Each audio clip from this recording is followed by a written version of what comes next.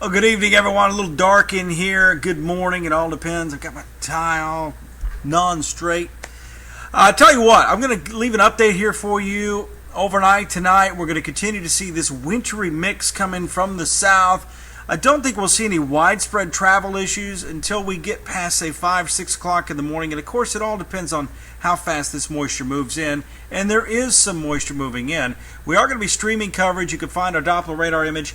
If you have our weather app or news app, you can find it there. You just click on the link to the video. Or if you go to our website at waff.com, you'll find it there. Temperatures, that's going to be critical tonight. It's going to take these temperatures a while to fall because this rain, initially rain and sleet will fall through this. And what you don't see on this image here is how dry the air is. This dry air is going to cause the atmosphere to cool once the raindrops fall through it. It's called evaporative cooling. So all it means is, even though you're looking at temperatures right now that aren't below freezing, they will get down to freezing. And of course, later tomorrow morning, especially between 10 a.m. and noon, heavier snow will start to fall. Area high pressure to the north supplying the cold air.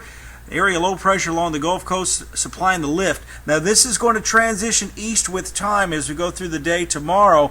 And once it's almost straight from Huntsville down to Mobile, that's when we really start to see the heavy snow kick in. As that area low pressure moves over North Florida, that's when the winds will pick up out of the north and really draw in that colder air. And that's when we start to see the real dynamics of this system take place. And what I've talked about earlier tonight during the 10:30 newscast after the Olympics is there is the potential when you get these types of dynamic systems that move through that you can get what we call thunder snow. We've had it here in the past, and when you get that, you just get thunder and lightning with the snow because there's convection that develops within this, and it's not like the convection that you see with normal thunderstorms. The updraft is more almost horizontal or diagonal instead of straight up and down. So that's just something I thought I'd pass along in case you think it's a little bizarre tomorrow if you get some lightning and thunder in your area. Right now, looking at this coming in just before midnight tonight, still a little moisture starved as you go towards Tupelo, but just like last night, that will fill in. Here's a look at Pinpoint Predictor. This is the RPM model we've talked about in the past.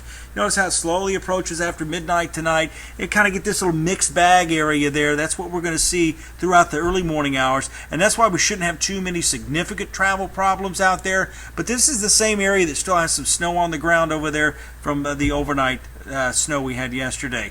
6 o'clock in the morning, this is when things start to get a little more interesting. We go between 6 and 9, and we start to see more of the snow, and some of that snow mixing with sleet right along and south of the Tennessee River. By the lunch hour tomorrow, heavier snow. And if we're going to see any of that thunder snow, it's going to be tomorrow noon through about 4 o'clock in the afternoon as this system really gets cranked up to our south and gets on the move. By 2 o'clock, we've got widespread areas of heavy snow. The snow begins to taper off a bit from west to east as we go past 6 o'clock. As far as snowfall totals go, we're going to take a look at this map right here. 1 inch or so west of Russellville, west of Florence, 2 to 4 between Florence, Russellville, and say Moulton. And you get into the pink area, you get into the Huntsville metro area, 4 to 6 inches of snow. And then DeKalb County could get clobbered with 6 to 9 inches of snow. And that's in addition to the 5 to 6, 7 inches you had from last night. Quick look at your 7-day forecast.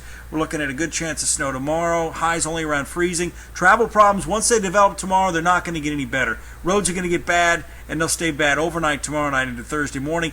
On Friday, we've got Valentine's Day coming up. Still a chance for a wintry mix there late in the evening. Shouldn't be a big deal. I'm looking forward to the weekend.